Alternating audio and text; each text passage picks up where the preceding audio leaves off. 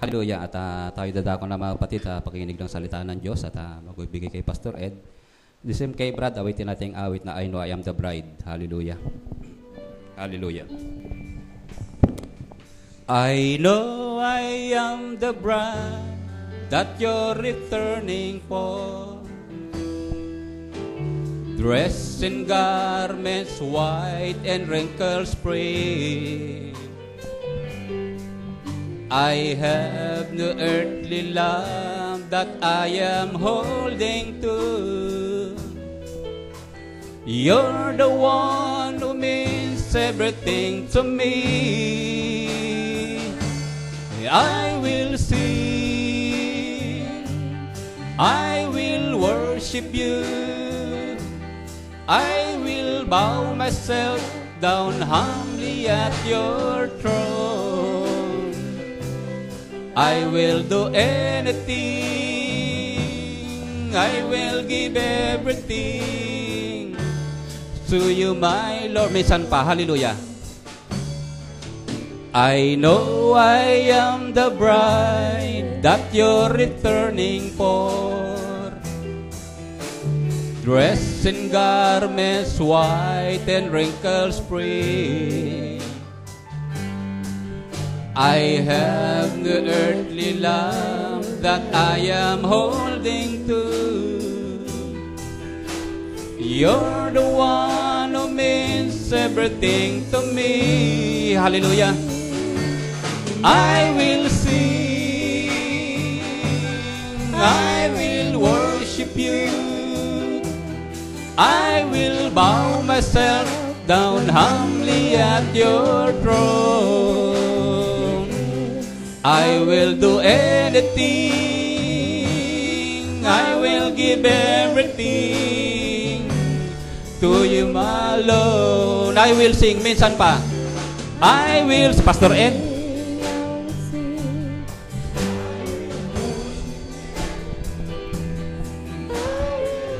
I said,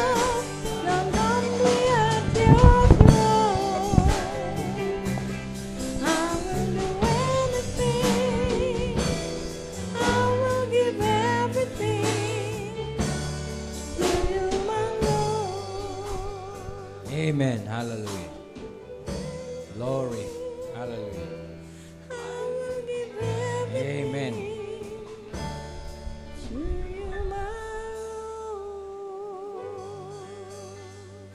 Buksan po natin ang ating mga Bible sa 1 Corinthians 15 verses 40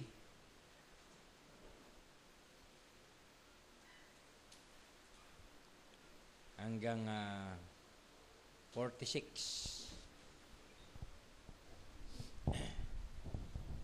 Tapos 2 Corinthians 5 verses 1 hanggang verse 6. So, basahin po sa Tagalog ng isang kapatid na malakas. 1 Corinthians 15.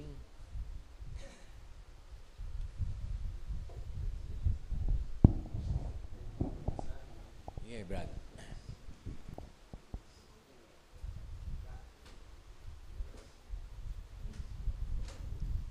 Verse 40. Toto.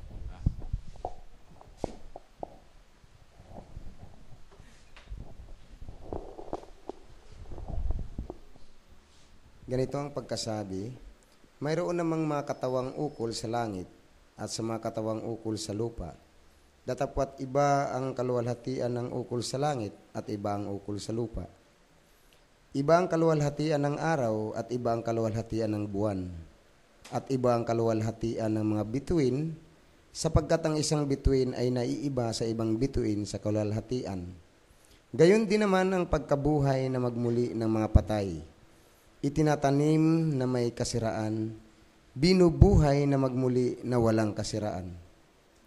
Itinatanim na may pagkasiphayo, binubuhay na magmuli na may kaluwalhatian. Itinatanim na may kahinaan, binubuhay na magmuli na may kapangyarihan. Itinatanim na may katawang ukol sa lupa, binubuhay na magmuli na katawang ukol sa espiritu. Kung may katawang ukol sa lupa, ay may katawang ukol sa espiritu naman. Gayon din naman nasusulat, ang unang taong si Adam ay naging kaluluwang buhay. Ang huling Adam ay naging espiritong nagbibigay buhay. Bagaman ang ukol sa espiritu ay hindi siyang una, kundi ang ukol sa lupa, pagkatapos ang ukol sa espiritu.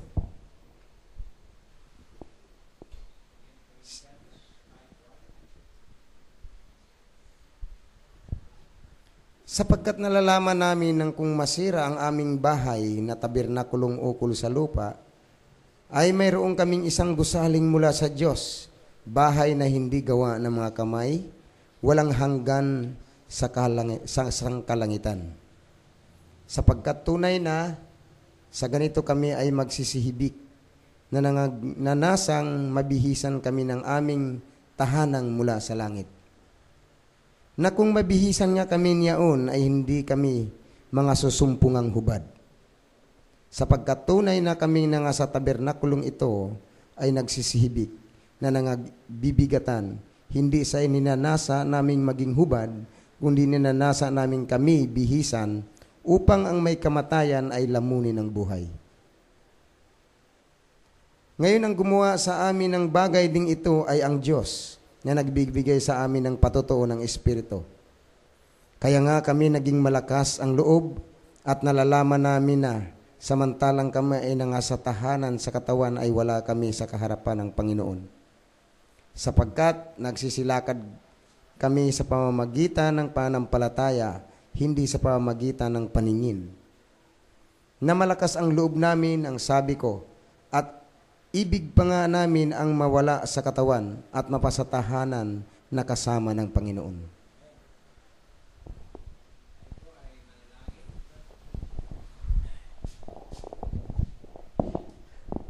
Let's pray. Let's bow our heads.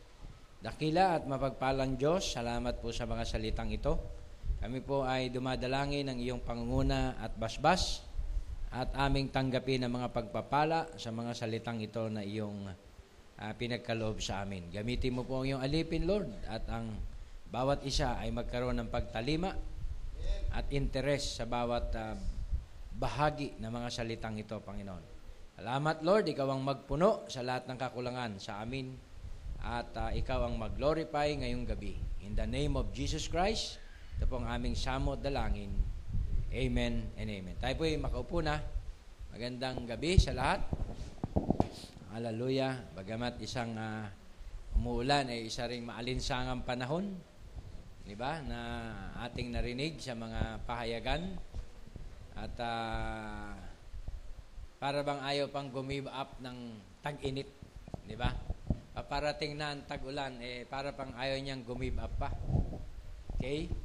At naniniwala ako na darating ang panahon, pagkakalooban tayo ng Diyos ng isang katawang air condition. Amen? Air condition sapagkat yun ay perfect body, glorified body. At ngayon, narito tayo sa isang katawang humihibik. Diba? Sabing ganon? We groan dito sa body na to. Nagsasuffer. But one of this day, pagdating ng tinatawag na glorious day, papalitan niya tayo ng isang niluwalhating katawan. Nais kong ating himayin itong mensahe ng verse 40. There are also celestial bodies and bodies terrestrial. But the glory of the celestial is one, and the glory of the terrestrial is another. So makita natin yung two different body. Pag sinabing celestial bodies, ito po ay isang spiritual body. Amen? At pag sinabi naman terrestrial, hinango sa salitang makalupa, di ba? Ito ay physical na tinatawag nating katawan. Kaya magkaiba ang kanilang tinatawag na kalagayan at kaluwalhatian. Glory to God. Now, dito sa isang quotation, kaya ito ay before the seals, makikita natin yung kaibahan ng quotation before the seals, before and after the seals, pertain sa subject matter na to. Sabi dito, what you are dito sa Q&A. I said in the beginning, what you are somewhere else is what you reflect here. What you are. What your celestial or terrestrial body is up yonder. What your celestial body is somewhere else is what you're reflecting back here. In the spirit land, what you are is what you are here. If you're still vulgar-minded and so forth in the spirit land, you're vulgar-minded here. If you still got malice, envy, and strife, you're in the spirit land with that. It reflects back here. But if your whole innermost being has become cleansed and purged, it shows that you've got a body out yonder waiting that's been cleansed and purged, and it's reacting back in the flesh. Don't you see? There it is. If the earthly tabernacle be dissolved, we have one already waiting. See? Dito sa before 63, sa Q&A, parang lumilitaw na meron ng celestial bodies up there. Diba? Sa ating binasa. Diba? Kung ano ka meron doon, ay yun ang nasa iyo ngayon dito. Before 63. Okay? Tuloy natin ang iba pang mga quotations. Then by one Spirit, we're all baptized into one body, and as that body was raised up by God, resurrected from the dead, justified, sitting at His right hand in power and majesty in heaven. So then, that are dead in Christ are in Christ, and free from judgment, and will come forth in the resurrection. Now, but when we die now, we go directly into the presence of Almighty God in a celestial body. If I would meet Brother Neville there, if we both die now, in an hour from now, I'd meet him. I'd say, "Greetings, Brother Neville." Talk to him. I could not shake his hands. He is in a celestial body. I could talk to him. He'd look just like he does there. I'd look like I do. But we could not talk to one another. But we could not touch one another because we haven't got any of the five senses of see, taste, feel, smell, and hear. See? But we will be immortal, and we will see one another, and will live in the blessed realms by the altar. Don't you know, John saw the souls under the altar, crying, how long, to come back to the earth, to be clothed upon? So ito po ay before 63. Misto lang ang bride ay nasa altar, souls under the altar. Pero kinorek niya to, di ba? Natatandaan niyo ba yung fifth seal? Sabi niya, it wasn't the bride. Diba? Hindi bride. Okay? Kaya ang message po, hindi po basta-basta nakabasa ka ay pwede na. Diba? Kung ang nabasa mo ay before 63 corrected, diba? Pwede kang mamali. Nakuha nyo, mga kapatid? Kaya as a message believer, hindi po basta-basta na ako ay palabasa at marami nang nabasa. Pero kung ang nabasa mo hindi nakaposisyon sa 63, pwede kang mamali. Kagaya nitong dalawang quotation na binasa ko before 63. Ang isa ay mistulang nasa langit na ang celestial body habang nandito ka sa lupa. Ang isa naman ay, ang mga saints under the altar daw ay doon paroroon sa ilalim ng altar. Pero yun ay corrected sa fifth seal. Sinabi niya na they are Jews, they are not the bride. Di ba? Yun ay tinatawag na Jewish people na nasa ilalim ng altar. Kaya napakahalaga talaga ng tinatawag na opening ng seal.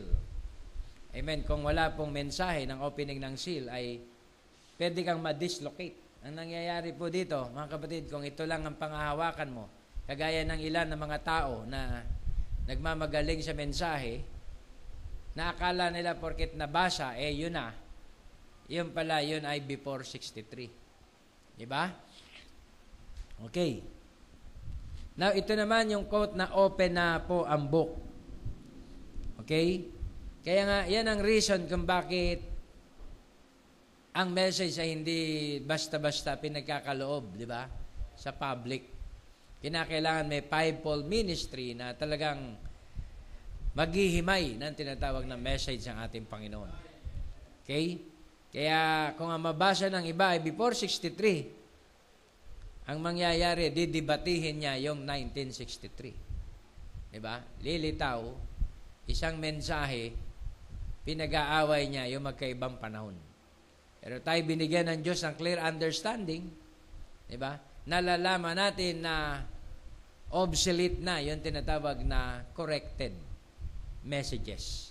Hindi na po yun pwede mong ilaban. Meron nga isang tao gusto pang makipagdebate sa kaalaman na natanaw niya. Diba? At sinabi ko doon sa mediator na pastor, alam mo Brad, pag pinatulan ko yan, parehas na kaming walang new birth. Dahil nung ako'y walang new birth, mahilig ako dyan. Wala akong inuurungan na mga debate o discussion. Pero, kung yan ay papatulan ko, sabi niya, patulan mo na, pastor, para matahimik na. Kung yan ay papatulan ko, lilitaw, parang wala akong new birth. Diba? Kasi dinibati mo yung bulag na nakatingin sa before 63. Ikaw na nasa 1963 na naunawa, di ba? Paano ang gagawin mo ron sa ganong sitwasyon? Sabi ko, Brad, walang common ground. Walang magiging standard, di ba, na tinatawag na conclusion. Iba tingin niya, iba din ang tingin ng body sa mensahe. Can you say amen?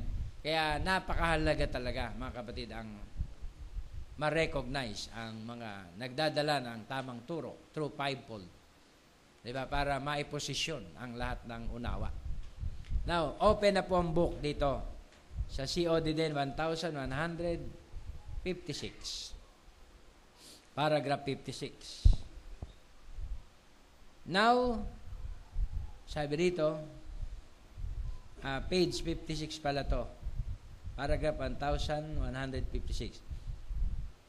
Now, but when the mother, the little baby is dropped to the earth from the mother's heart, you understand what I'm saying? Okay? The reason I'm saying it this way, when the little baby is dropped, what happens? As soon as it comes forth, if it does not start crying, the doctor, midwife, or whatever will spunk it. Papaluin niya yung baby. Brother Branham claps the hands. Stretch it. It's got to have a shock. And what happened? Notice a mother, she can be ever so mean and cruel. But just before that baby is born, there's a certain kindness that sets in. Did you ever notice a mother when she's to be a mother?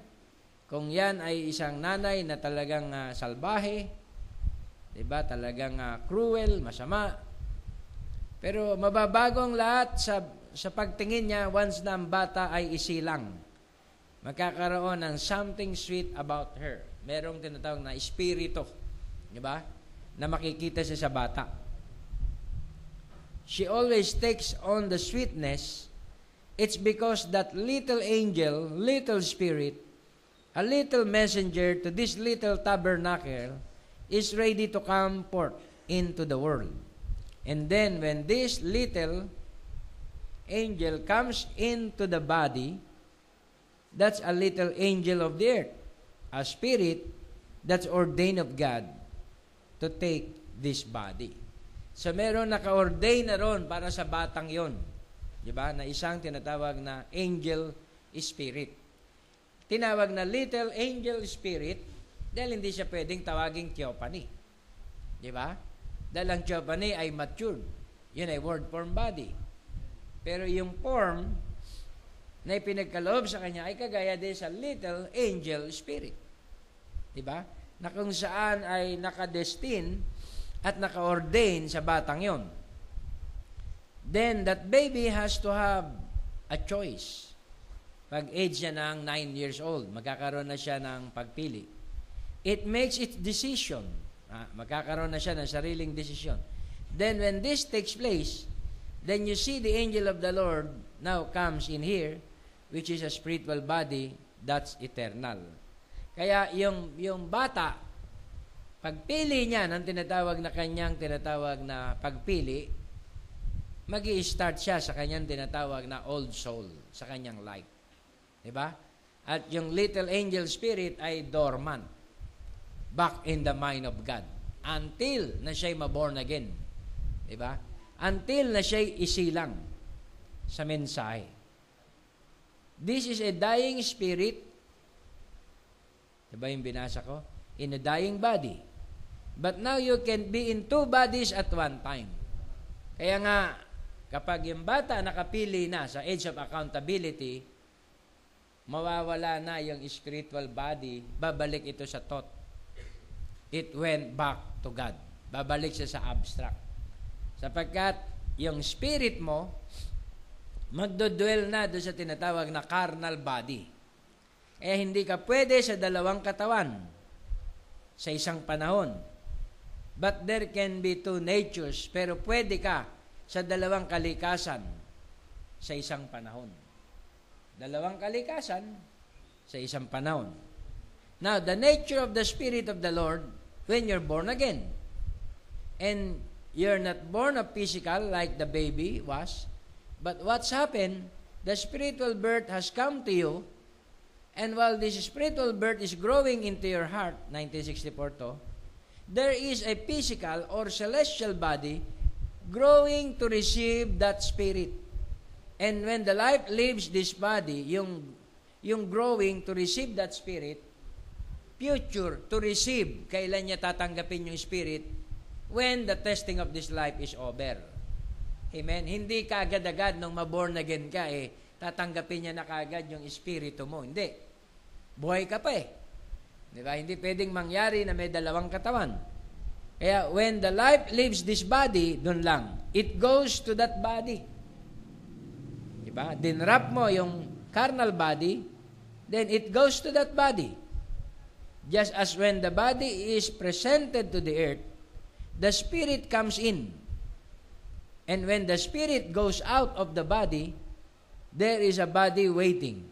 For we know that after the earthly tabernacle be dissolved, we have one already waiting. See? And that's it. The spiritual body of the people. Tinawag yan ni Barbanam na word form body. Tinawag yan na theophany body. Okay? Na kung saan yung spirit natin na umalis dito sa ating physical, lilipat doon. Ano yung spirit? Yun yung senses. Yung senses ng tinatawag na spirit, yung intellect, memory, affection, imagination, conscience, yung diwa na yon, yun po mga kapatid ay magiging senses ng tinatawag na theophany. Amen? Yung spiritual body.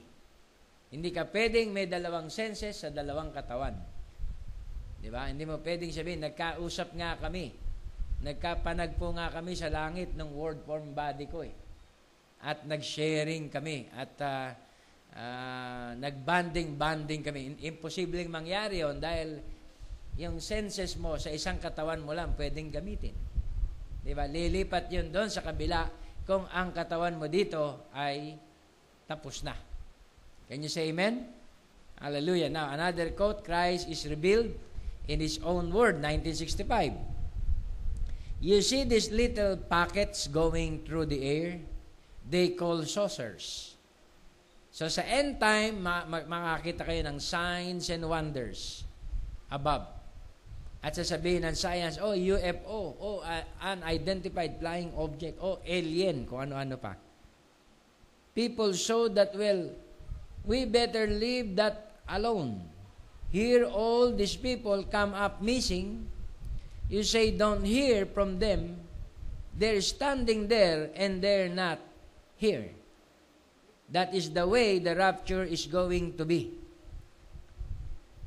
One of them will drop right down, and this terrestrial body will take on celestial body. Yung mga packets of light, pag bride ka, may isa ron sa'yo. Bababa yun sa'yo at pipick upin niya itong terrestrial mo. Amen. Itong physical na katawan mo. And they'll hide hair or bones left. It will be transformed in a moment. Kung yan ay nasa grave, ita-transform yan. Kung yan ay buhay, it will be transformed in a moment of time. Dropping right out of space and taking home that. We see all this going on now.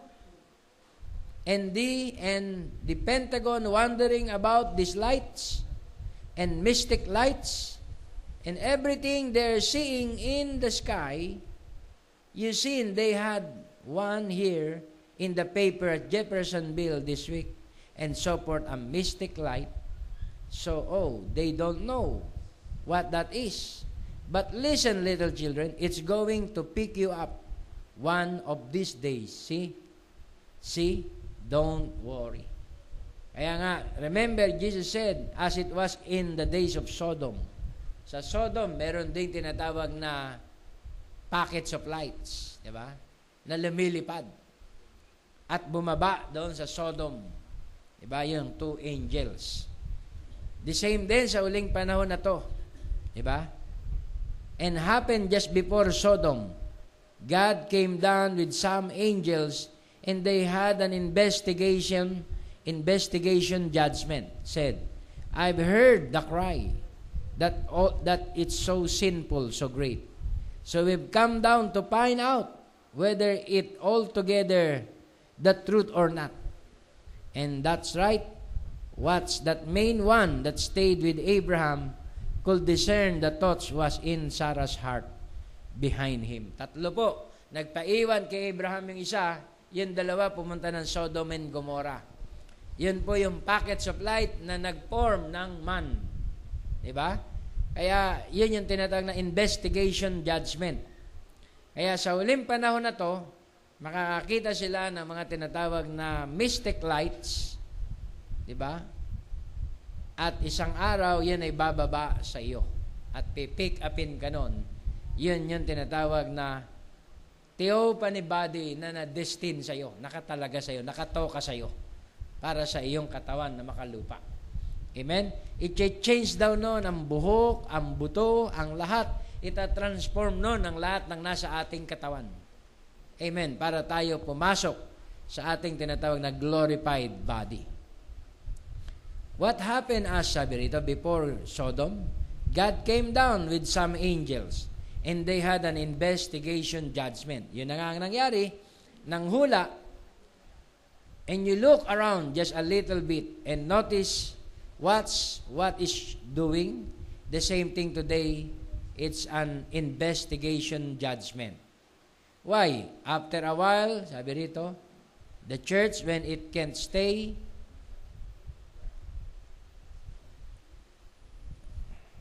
ano tayo?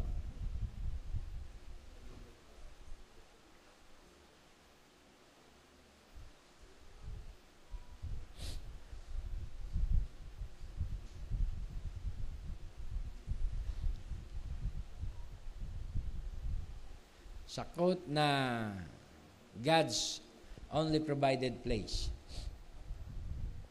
And it helped me because I have an idea when a person died, just their soul went up. But then when he quoted that to me, if this earthly tabernacle of our own habitation, we already have one, see? And we got to have everything in trees to make a perfection, see? And there's one body here. Then that body there, which is the celestial body, and then the glorified body. One body here,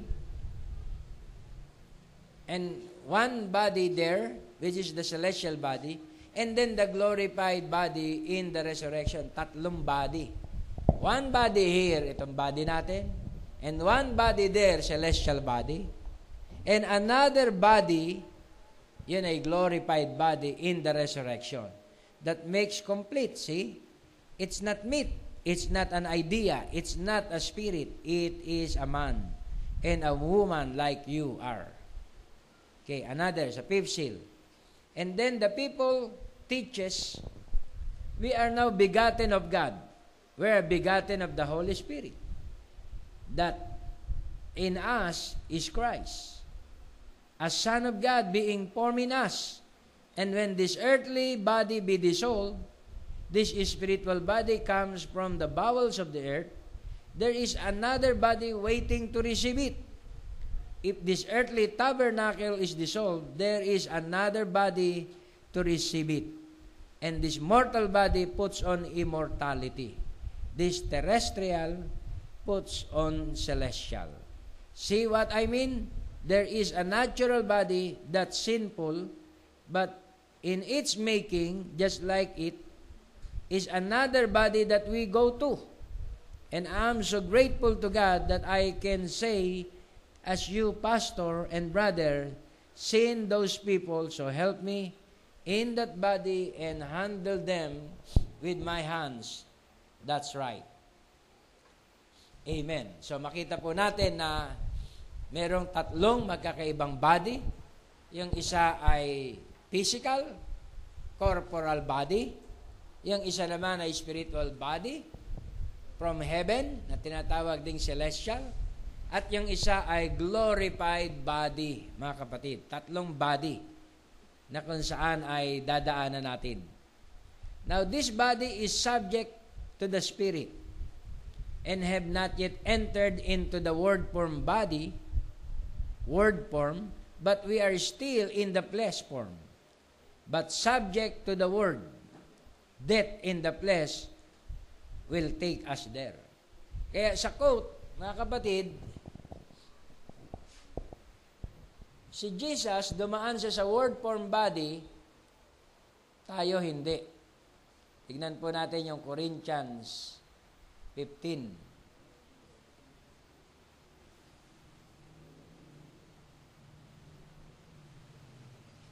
Verse 45.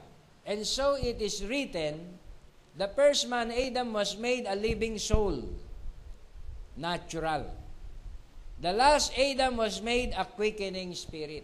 What is the difference between Adam and Christ? Si Christ ay dumaan sa word form body. Tinawag siyang quickening spirit. Ang word form body ay quickening spirit. Pero si Adam, na first man, was made a living soul, natural man. Sinful soul. Diba? Was made a living soul. Pwede siyang magkasala. Nakuha niyo, mga kapatid? Pero yung second man, diba, ay hindi magkakasala sapagkat siya'y ginawa na quickening spirit. In the beginning was the Word, and the Word was with God, and the Word was God. Yung Word ay quickening spirit. Yun ay word form body.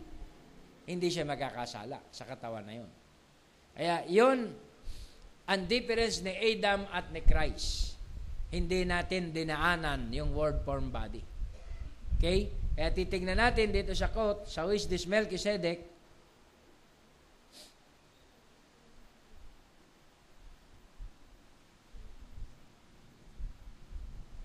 Okay. Now this body is subject to the spirit and have not yet entered into the word form, but we are still in the flesh form. Yun ang katawan na dinaanan natin. From Adam hanggang sa atin ay flesh form. But subject to the word, death in the flesh will take us there. Kaya, the only way, mga kapatid, na ang Old Testament makapunta sa kanilang theophany body, it takes death in the flesh to go there. Amen? Kaya yun lang ang tanging reason nila. Dahil hindi sila mape-perfect sa pamamagitan ng blood ng calves and bulls. Amen? Hindi sila mape-perfect. As long na sila ay nasa flesh. Kaya ang ginawa ng ating Panginoon, di ba? Kailangan ilipat sila ng lugar. Ilipat sila ng place. Amen? Kaya it takes death para ilipat sila ng place. Di ba? It takes separation sa kanilang first body para sila makalipat sa panibagong body. Separation from your terrestrial, di ba, to go to your celestial. Amen? At ang separation na yon, ang tawag nun dito sa lupa is death. Ay ang Old Testament, hallelujah, ay kinakailangang mamatay para ilipat sila ng tinatawag na different place. Okay? Just the same thing. Think of a little baby. You can take a woman, no matter how evil she is, when she is pregnant and fixing to be a mother, watch. Before that baby is born, I don't care how cruel the woman is, she gets real kind. There is something about her. Seems godly. So see a little mother fixing to become a mother by the baby. Why is it? The little body, it's not alive yet. See? The only thing it is just flesh and muscles. And that little jumping, that's just muscles jerking. But when it comes forth from the womb, God breathed the breath of life into it. And then He screams out. See? Just as sure as there is a natural body being formed, there is a spiritual body to receive it as soon as it gets here. So yung there is a spiritual body to receive it, future event yon, as it gets here. Pakailan po, mga kapatid, i-receive yon ng spiritual body kapag siya ay umalis na dito. Diba? Lilipat siya ron. Amen? Hindi po yun sinasabi na pag yung bata ay niluwal, meron na kagad spiritual body na sasalo. Hindi po yun. Yung waiting to receive it na word ay future event yun. Diba? As it gets here. Diba? Yun yung tinatawag na tumutukoy na sa Corinthians na kapag iniwan niya na ang kanyang katawan at pumarito siya sa tinatawag na katawan na to. Paano siya makakaparoon sa katawan na yon? Kailangan niyang pumanaw. Diba? Kailangan niyang iwan ang kanyang mortal bodies. Kaya nga tayo sa lupa na ito ay humihibik. Diba? Nagpapatotoo na ang katawan natin na ito ay temporal. Diba? Pwede kang mapagod, pwede kang mahingal, pwede kang magkasakit. Diba? It is subject to corruption. Can you say amen? Pinapatunayan na merong another body waiting para sa atin. Amen? Kung perfect na yung katawan na yan, di ibig sabihin, hindi ka naaalis dyan. Yan na yung tinatawag na spoken word body mo. Pero pinatunayan na tayo may weaknesses sa flesh, sa katawan na ito, dahil ibig sabihin, ito ay masisira. At lilipat tayo sa isang katawan na walang kasiraan. Kaya ang tao pinipreserve niyang mabuti ang katawan na ito na may kasiraan. Diba? Binibihisan niya ng mas mahal pang halaga kaysa sa kaluluwa niya. Diba? Bili ka sombrero, magkano yung sombrero? $350. Diba? Original. Diba? Bibili ka ng sapatos, lilibuhin. Diba? Damit, pero, okay, yung buhay ng kanyang katawan ay wala pang $1. Wala pang 50 pesos. Yung calcium, potas, iron, lahat, pag pinagsama-sama mo yon, di ba, tinumbasan mo ng halaga, wala pang $1 yung binibihisan niya. Yung ibinibihis natin ay napakamahal. Pabango, perfume, lahat, sabon. Pag kinwenta mo, mga kapatid, mas mahal pa yon kaysa doon sa katawan mo na iyong ginagayakan. Di ba? Yun ang sinabi ni Barbanam. Kasi yung halaga ng tinatawag na weights ng ating 16 elements, kung i-equivalent mo sa dollar, wala pang $50. Wala pang 50 pesos. Ibig sabihin, wala pang $1. Okay? Kaya ang tao, bakit ganon? Di ba? Nauna niyang pahalagahan yung kanyang tinatawag na physical. Di ba? Binabudgetan niya yan, yung kanyang physical. Yung kanyang luho. Yung kanyang pita, binabudgetan niya. Bakit ganun ang tao? Pero yung spiritual niya, wala lang. Di ba? Kaya niyang baliwalain, kaya niyang i-ignore, kaya niyang tikisin, kaya niyang tipirin, pero hindi dapat gayon, sinabi ng mensahe. Di ba? Yung spiritual natin, ang dapat nating i-priority. Yung spiritual natin, ang dapat nating pakainin. Pag hindi kumain yan, mangangayayat din yan. Alam mo ba, ang spiritual mo, kumakain din? Hindi lang ang iyong physical ang kumakain ng tinatawag na physical na pagkain. Diba? May isang side din ng ating pagkatao na kailangan din pakainin ng spiritual na pagkain. Paano mo pakakainin ng spiritual na pagkatao ng spiritual na pagkain? Dalin mo ang iyong tinatawag na kaluluwa tuwing Wednesday. Akayin mo ang iyong kaluluwa kapag may fellowship, may breaking ng word. Maging interesado ka sa mga gathering. Huwag niyong kalimutan ang pagtitipon-tipon gaya ng ginagawa ng iba, lalo't namamalas ninyo na ang araw ay malapit na. Hilahin mo ang iyong spiritual being pagdating sa Sunday worship, sa camp meeting, sa fellowship. Amen? Dahil nangangailangan din siya ng tinatawag na sustaining, ang tawag dito, power, sa pamamagitan ng hearing the Word of God. Naaanoint din, mga kapatid, ang ating tinatawag na carnal man. Ganon din ang ating spiritual man ay kailangan din ma-anoint. Magkaroon din siya ng infilling ng tinatawag na revealed word. So kapag mas malaking porsyento ng ating terrestrial, diba, ang napagbibigyan mo, yung porsyento ng iyong celestial lungay-ngay. Diba? Hindi mo ma-absorb ang salita ng Diyos. Hindi mo mananamnam ang biyaya, mga kapatid, ng mensahe. Sa Bible, sabi nga, and without money and without price. Di ba sabi nga noon? Ikaw ay tinatawag na uminom ng tinatawag na, ano tawag ito? Milk. Amen? And bread. Bread and milk. So, pansinin mo, mga kapatid, kung ikaw ay nasa presensya ng ating Panginoon, makikita mo yon na may pangangailangan ang spiritual side mo. Amen? Kaya nga, pag yun ay hindi natugunan, katakot-takot na pagsubok sa buhay, di ba? Ang dadanasin mo. Sapagkat hindi mo napipid, hindi mo nasusuplayan yung iyong spiritual na side. Di ba? Kailangan din niyang kumain ng salita. Kailangan din niya ng presence, ng fellowship. Dahil hindi siya dito sa tagalupa galing. Siya'y makalangit na nilikha. Siya'y makalangit na pagkatao, born from above.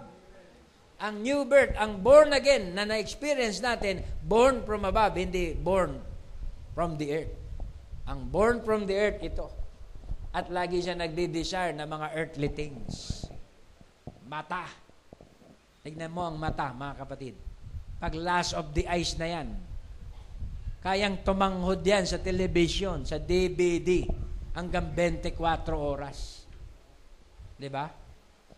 Kahit ganyang kakapal na DVD, kaya niyang ubusin pag pinagbigyan mo ang mata. Diba? The same din ang tenga, the same din ang lust of the eyes, lust of the flesh. And you say amen. Kaya sabing ganon, i-priority mo ang tinatawag na spiritual side. Seek you first the kingdom of God and all His righteousness. At ang righteousness niya ay ang salita ng Diyos. And all these things shall be added unto you. Bakit ka nag-a-ask ng all these things? Why are you asking all these things? Why are you asking all this material blessing? Diba? And this tinatawag na, ano tawag dito? Sufficient blessing. Question. Inuna mo ba ang iyong spiritual? May karapatan ka ba para humingi sa Diyos? Diba? Napakadali. Lord, bigyan mo ako nito. Lord, bigyan mo ako nito. Lord, ibuhos mo ito. Question. At sabihin, inuuna mo ba ako? Ako ba ang sentro ng iyong buhay? Yun ang question. Pag merong katuwiran ka at sinasabi, Lord, ikaw ang sentro ng aking buhay, may karapatan ka. Sabihin sa iyo ng Panginoon, anak, may karapatan ka. Claim it. Di ba? At mapapasa iyo ito. Kaya, minsan, nahihiya tayong humiling. Nahihiya tayong bumigkas sa Panginoon ng mga pangangailangan. Lalo't kung may pagkukulang tayo. Tama, di ba? At ang prayer na lang natin, Lord, wag mo na lang po akong paluin.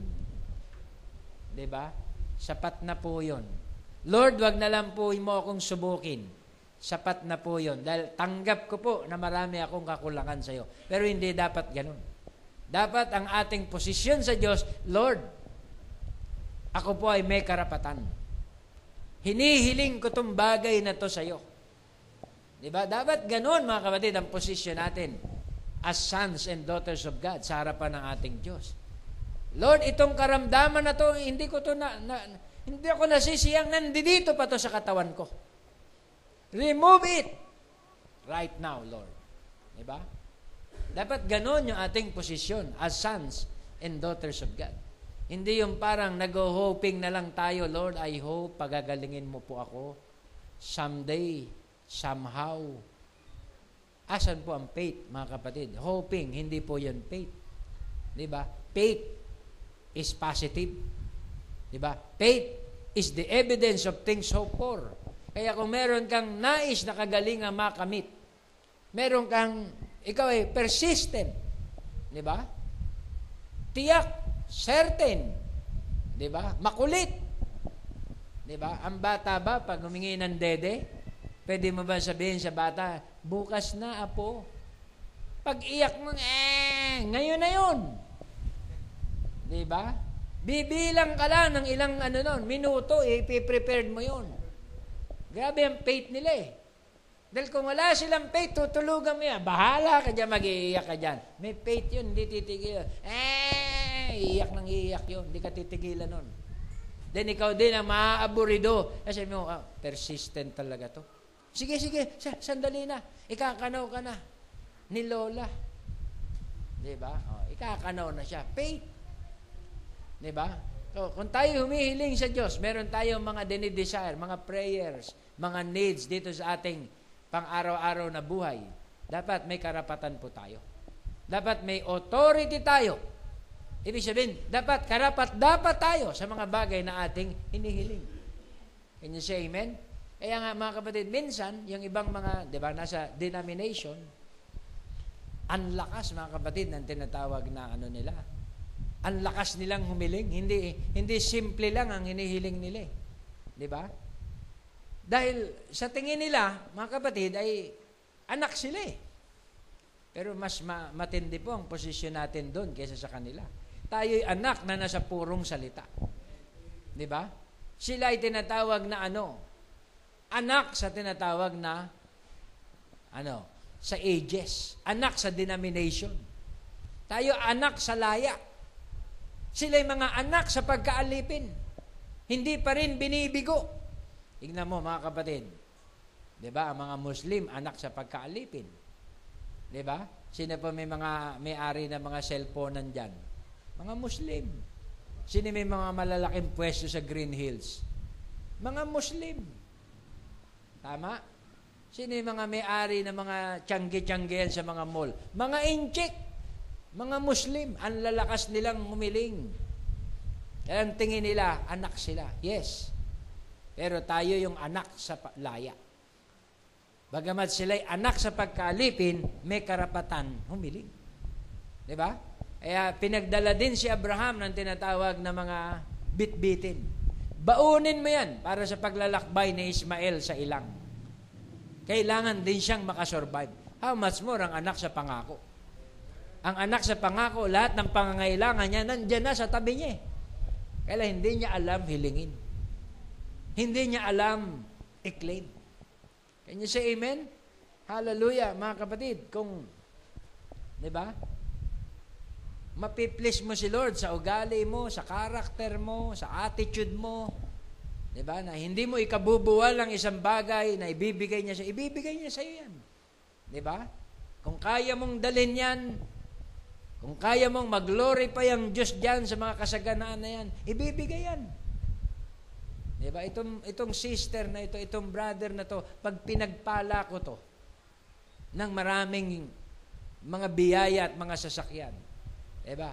Ang church hindi mamumroblema sa sasakyan. Diba? Kapag itong sister, itong brother, pinagpala ko, ang aking bahay ay hindi magugutom. Mapupuno ang lahat ng pangangailangan para sa ministry. Ang Diyos, mga kapatid, alam niya kung sino yung pinagpapala niya. Alam niya yung channel. Diba? Kaya tayo, mga kapatid, ay pwede po tayong pumosisyon, di ba? Pwede tayong tinatawag na mag-claim sa lahat ng ating mga pangangailangan. Anak ang iisipin mo kapag ikay anak, hilingin mo sa Diyos yung pinakamabuti para sa iyo. Anak Can you say amen? Pinakamabuti na ang hilingin mo para sa iyo. Dahil anak ka ng tinatawag na may-ari ng langit at lupa. Kaya yung faith na yon, mga kapatid, ay na-apply ng ibang mga tao, ng ibang mga denomination, diba? Ng ibang mga tinatawag na relihiyon. Diba? Bakit, mga kapatid? Dahil sila'y oriented sa prosperity. Ang bride hindi masyadong oriented sa prosperity. Ang laging message ng bride, puro pagsubok, puro kahirapan, puro trials, every royal seed of Abraham must come to a test. Pero sabi ng message, after the test, meron pong tinatawag na biyaya. Meron pong pananagumpay. Yun po ang ating i-claim, mga kapatid. Pastor, mangyayari pa ba yan? Malapit na nga squeezing time, malapit na nga ang rapture. Amen. Kahit sa konting sandali, potentially, di ba? Masama ba yun, mga kapatid, na i-bless tayo? Para saan yan? Saan gagamitin yan? Para sa tinatawag na squeezing time. Dahil sa squeezing time, hindi mo na nga ring magtrabaho pa 40 days, 40 nights. Diba? Lord, teka muna, papasok muna ako, Brad. Saan ba camp meeting? O sige, susunod na lang ako, pipirma pa ako. Sa tingin ko, hindi na po mangyayari yung tinatawag na nakatali ka pa rin sa time na yan. Diba? Ikaw ay malaya na sa time na yan. Kaya, I believe with all my heart na before the rapture, mga kapatid, ang bride ay kanya ring kahabagan. Diba? Potentially, ibe-bless niya tayo rito sa ating paglilingkod sa Kanya. Amen? Kung ang measurement ng blessing, nasa atin din Iba-ibang measurement, mga kapatid, ng sufficiency ng bawat isa sa atin. Meron pong iba, FX lang, Lord, sufficient na to sa akin. Diba? Merong iba, Lord, kahit bitikleta lang. Diba? Sila, bitik na ako, bitikleta na lang, Lord, okay na. Pero yung bitikleta niya, nagkakalaga naman ng 300,000. Alam mo, may bisikleta pa lang, 300,000. Diba? Napunta ako sa Japan, tinanong ko doon sa mga, ano yan? Magkano yan? Nakita ko, hindi ko makompute. Pambihira, ilan lapad. Bakit ganun yan kamahal? Sige, buhatin mo, sir. Ang gaang dito. Sobrang gaang. Diba? Kaya, I believe, mga kapatid, na sa panahon, sa huling panahon, hallelujah, karapat dapat po tayo, mga kapatid, na i-bless. Huwag kang mainggit sa kapatid mo, si brother may blessing. How about you? Anak ka rin Hindi lang ang Diyos ang gumagawa sa kanya, sa'yo pwede rin gumawa ang Diyos. Uy, si brother nakapagkaloob. Ikaw rin, kaya mo rin yun. Anak ka rin Diba? Hindi lang si brother ang anak. Diba? Lahat tayo ay anak. Lahat tayo ay may karapatan para pagpalain. Lahat tayo ay papasok sa glorified body. Can you say amen? Lahat tayo magtataglay ng katawang niluwalhati. Oh, glory to Jesus. Hallelujah. Kaya, naniwala po ako na kaakibat, mga kapatid, ng mensahe ang prosperity. Kapag may tamang mensahe, agaya ng ang Amerika i-bless, di ba? Binless ang Amerika dahil ng unang panahon ay tumatayo sila sa salita. In God we trust. Di ba? Ay binless naman sila. Di ba? Yung tinatawag na milk and honey. Ang Pilipinas, mga kapatid, baligtad. Trust in His people. Then trust in God. Pangalawa lang ang Diyos. Ang unang pinagtiwalaan ay ang tao. Di ba? Yan ang nakalagay sa pera natin eh. So, makikita natin mga kapatid na sa pamamagitan ng ating konfesyon, di ba, yun ang nangyayari sa atin. Kaya ang bride ay kinakailangan mag-prophesy again ng mga mensahe na yan, ng mga doktrina na yan. We must prophesy again. Di ba? I-share natin itong mystery. Dahil hindi lahat may mystery, hindi lahat may hawak na hiwaga. I-share natin mga kapatid ang mystery ni Christ in us. Di ba? Christ is the mystery of God revealed in us. Revealed in each and every one of us. Di ba? Kaya pag naintindihan ng mundo yon na yung hiwaga ni Kristo ay nasa atin, di ba? Sila po mga kapatid ay magkakaroon ng buhay sa pamamagitan ng ating mensahe. Lahat ng bagay mga kapatid ay i-prophesy natin. Ang prophecy, mga kapatid, mga bagay-bagay na hindi pa nagaganap at nangyayari, at ito'y mangyayari at magaganap. Di ba? Kaya by faith, yun po ang binibigay ng Diyos sa atin. Kahit encouragement lang, Brad, pagpapalain ka ni Lord. Ibe-bless ka niya, Brad. Totoo? Brad, bakit? Bumulong ba sa'yo? Oo, Brad, ibe-bless ka niya. Ba't mo sinasabi yan? Hindi po ipinagbawal ng Biblia na i-bless mo ang iyong kapwa. God bless you, brother. God bless you, sister. Sa papaanong paraan? Diba? Kung yan ay hapis na hapis. Diba? Brad, pagpapalain ka ng Panginoon. Mabubuhayan yun. Nakuha nyo mga kapatid. Pero kung maririnig, Brad, mamalasin ka ngayon. Aalatin ka ngayon. Tignan mo. Maniwala ka sa akin. Mamalasin ka ngayon. Maling prophecy yun, mga kapatid. Prophecy ng hell yun. Pero kung maririnig ng bawat isa sa atin, Brad, pagpapalain tayo. Bakit, Brad? Mukhang may natatanaw ka. Di ba? Yun ay faith. Can you say amen? Hindi ko na maalam kung magkano ang pondo ng church, Brother Abel, para sabihin ko na, magkaka-aircon tayo. Bibili tayo yan. Hindi ko malaman, nalito na tuloy ako, Brad, kung 3 aparador o 4 na wall type. Diba? Yung 4 na wall type ay 100 lang. Yung 3 floor, ano tawag dito? Floor, ano tawag dito? Floor type na mounted ay maabot ng 130. Tumataginting na 130. Kaya, yun ang tinatawag na project ng church. Pero I believe, mga kapatid, potentially, nandyan na. We have the earnest. Diba? Ano yung earnest mo, Pastor? Bakit? May kumausap na ba sa'yo, Pastor? Meron na bang nagbigay ng mga cheque sa'yo? Yung earnest natin ay faith. Diba? Yun lang ang ating pinanghahawakan. Kaya, purihin ang ating Panginoon, mga kapatid. Hallelujah, itong message na to, mga kapatid, ay progressive din. Nakita natin na ang word form body ay dadating sa atin sa pinakadulo-dulo ng ating testimony. Sa kadulo-duluan ng ating testimony. When the testing of this life is over. Can you say amen? Sa time ni Barbanam na mabuksan ang selyo. Diba? Nag-appear yung tinatawag na 7 angels. At yung isa ron ay word form body. Na it meant more to me than the rest of the angels. Diba? Yung nasa tabi ko, sabi niya.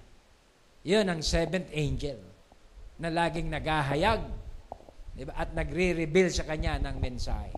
So I believe with all my heart, tayo rin ay may angel. At ang angel natin ay word form body. Isang tinatawag na celestial na katawan na nag-iintay sa atin. Amen? When the testing of this life is over. Kagaya lang tayo ni Adan, di ba, na hindi dumaan sa word form body natin. Hallelujah, sapagkat in that form, we know all things. Paano ka pa mahuhulog? Di ba? Kung ang lahat ng bagay ay alam mo na. Now, we see the attribute, sons of His Spirit, tayo yon, have not yet entered into the word form body. Hindi pa tayo pumapasok sa ating word form body sapagkat ang theophany o yung tinatawag na word form body sa katawan natin ngayon, this body, is subject to the word and earnest and waiting for the earnest change of the body. Sa katawang lupa natin ngayon ay naghihintay tayo ng tinatawag na pagbabago ng ating katawan.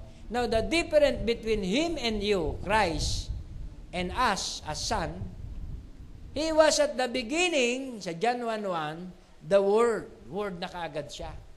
Quickening Spirit na kaagad siya. And more pa body. He came in and lived in that, in the person of Melchizedek. Then later, He never heard no more of Melchizedek because He became Jesus Christ. So, and more pa body, nag-change siya ng mass in different forms. Tayo, hindi po tayo nag-change ng mass. Diba? Wala pa tayong tinatawag na ganong katawan. Melchizedek was the priest, but he became Jesus Christ. Now you bypass that, because in that form, He know all things. And you have never been able to know that yet. Wala ni isang panahon sa buhay natin na alam na natin ang lahat ng bagay. Pwede nung tayo ay nasa thought. Nung thought form tayo. Diba? Real sa Diyos. Doon sa kalagayan na yon, we know all things. Pero anong form yon? In the mind of God. Tayo yung attributes ni Lord. Tayo yung wisdom noon na nasa siping niya na. Pero ang mga attributes na yan ay hindi pa po persona. Dahil wala pa siyang katawan. Wala pa siyang kaluluwa na pinananahanan. Naintindihan nyo mga kapatid? Hindi pa siya kaluluwa na matatawag. Siya ay thought pa lang or seed. Kaya tayo ay in-express niya, thought express, tinawag tayong sons of His Spirit. Amen?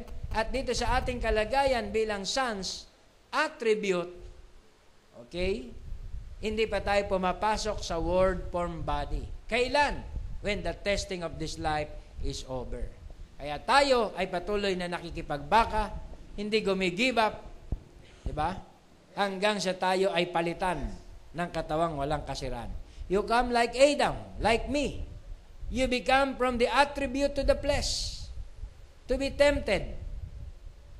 But when its life is finished here, if this earthly tabernacle be dissolved, we have one already waiting. Doon pa lang darating yung naghihintay. You come like Adam, like me. You become from attribute, thought, seed, to the flesh. Si Adam, mga kapatid, ganun din. Siya ay thought, siya ay seed, then flesh. Hindi siya dumaan sa tinatawag na word form body. Na-create siya sa kalagayang spirit man, pero ang spirit man ay hindi pa matawag na word form body sapagkat ang spirit man ay senses. Diba? Kagaya ng Holy Spirit na may senses. Pero ang spirit man, hindi niya matil ang soil, ang ground. Hindi niya mahipo ang mga creation. Hindi niya mapil. Hindi niya maamoy yung mga bulaklak. Naamoy ba ng spirit man ang mga bulaklak? Wala pa siyang sense of smelling. Hindi narinig ng tinatawag na spirit man ang mga awit ng mga ibon. Wala pa siyang sense of hearing. Wala pa siya sa flesh. Siya spirit man. At ang spirit man, hindi word form body. Siya senses. Diba? Na iwinangis kagaya ng Panginoon na spirit. Pero hindi sapat na siya spirit pa lang. O ang seed ay na-express sa spirit form pa lang. Kailangan siyang maging isang kaluluwa. Nakuha nyo? Kailangan siyang maging isang living soul na may living flesh. Amen? Nang ang tao pala ay kinreate ng Diyos sa time ni Adam, yung thought seed, yung sinasabing thought, yung seed, na-express sa spirit. At sa spirit, then flesh. Can you say amen? Kaya merong isang panahon na nung si Adam nasa flesh na, from thought to seed, tinawag siyang minor God. Amen? May isang panahon din na tayo ay thought, seed, nilagay sa flesh na born again, tinawag din tayong amateur God. Di ba? Nang ipag-pray ni Barbanam, ispikin niya yung isda na buhay, na wala ng hasang. 30 minutes nang walang buhay, tumalon ulit, bumalik sa isda. Ano tawag doon? Amateur God yun. Ispikin niya yung squirrel na mag-exist 7 times. Ano pong tawag doon? Amateur God yun. Diba? Word in flesh. The same din si Adam, naging word in flesh siya sa kanyang flesh form nang wala pa si Eva.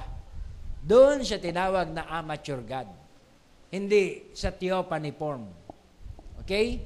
I hope naintindihan niyo to. We came like Adam from attribute, 7th dimension, to flesh. Amen. Flesh. Genesis 2:7. Yung flesh natin, earthly.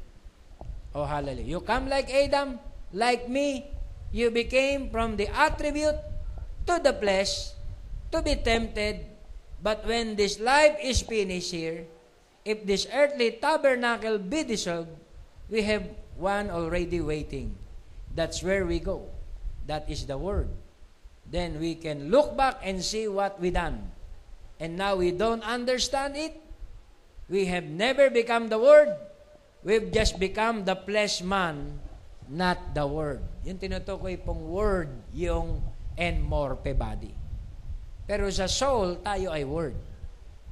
Pero yung soul natin, hindi enmorphe body. Yung soul natin ay seed word. Nakuha nyo, mga kapatid? Pero sinabi, just become the flesh man, not the word. Ano yung sinasabing not the word?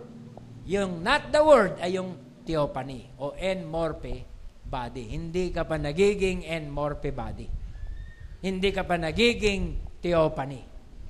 Can you say amen? Hindi ka pa dumaan sa iyong tinatawag na kalagayang theophany.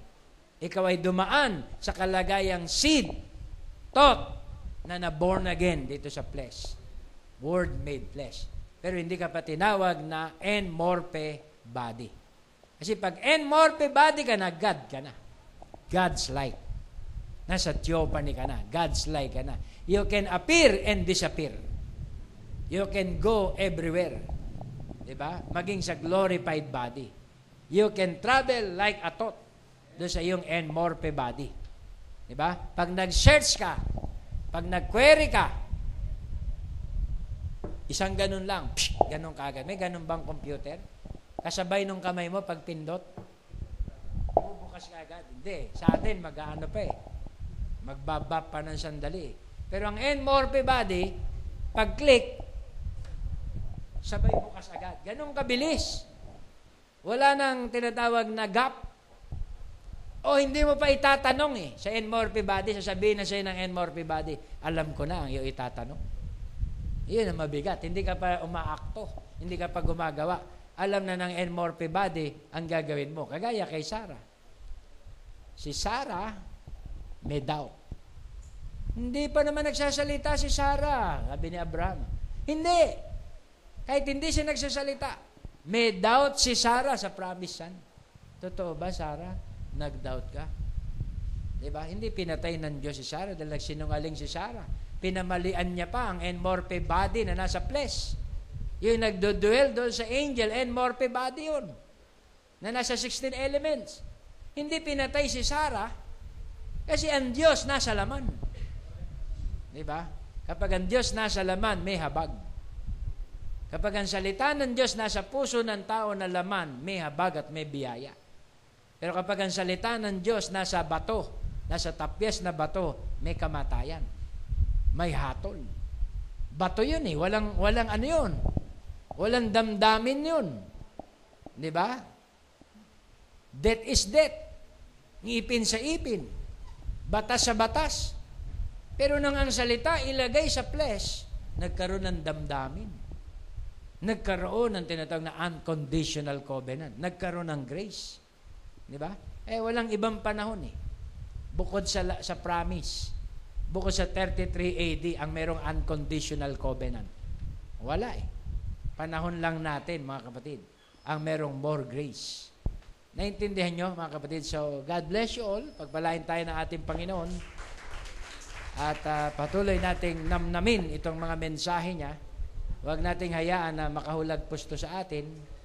Amen. Sapagkat ito ay precious word, di ba, ng Diyos para sa atin. So, God bless you all. Kung may mga prayer request po tayo, ay pwede na po nating ipasa. Meron bang mga kahilingan? So, bukas po, handa na ba kayo? Handa na ba kayo bukas magpagpagpagpag? 'Di ba? Gumalaw-galaw ng